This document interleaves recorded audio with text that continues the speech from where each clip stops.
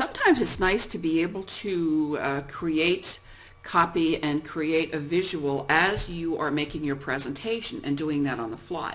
And some webinar programs have some built-in annotation tools, things that you can use to illustrate your points, but you don't really need to do that. That isn't necessary. What I have here is just a plain screen for my Paint. It's just a free software that I have on my PC. It came included. Macs have the same thing. I've seen some wonderful webinar presenters use this kind of tool, this very tool to create visuals.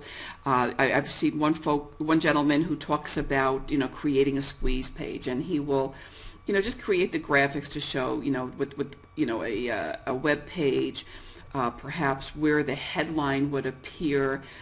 Talk about a placement of a video on the page, perhaps, make that a little bit, color that in a little bit. Talk about where to put the opt-in box. That's just a general idea, and then make notes on the side about the topic, and maybe arrows and all kinds of things that will show how to move from one thing to another. Some of the things that that people might want to do. So Paint becomes a really interesting thing to do, to work with. What I would suggest is that if you're going to use it as a whiteboard, work with it first. Get an idea about the kind of thing you're going to be doing. If you're not using it all the time in a presentation sense, believe me, when you get in front of an audience, it doesn't work exactly the same way, and it doesn't have the same kind of feeling that it does when you're just sitting at your computer alone doing something for yourself. So definitely, take a little bit of practice session and make sure that works for you. Sometimes the best tools that we have are right under our nose, and there's no reason that you have to go out and do something terribly fancy if you want to put together a collaborative document with the people in your webinar. You don't have to look further than Word, to be honest with you.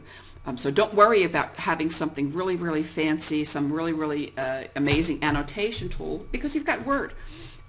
You can create a list, you can create a collaborative document with feedback from your audience. If you're going to use that and do that, and you want to use Word, I will give you a little tip here. It's nice to use a larger typeface, so goose that up a little bit.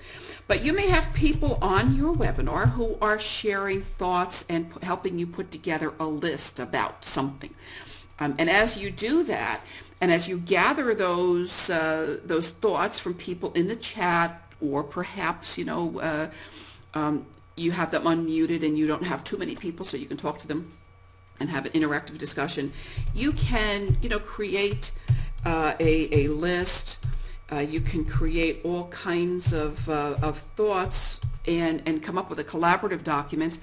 Then you can save the document, you can share it with the people who are present on the webinar, and voila, you have it. So don't worry about things being perfect or real advanced. You just use what you have, and just use what you have in a virtual working environment, and you've got everything you need right there.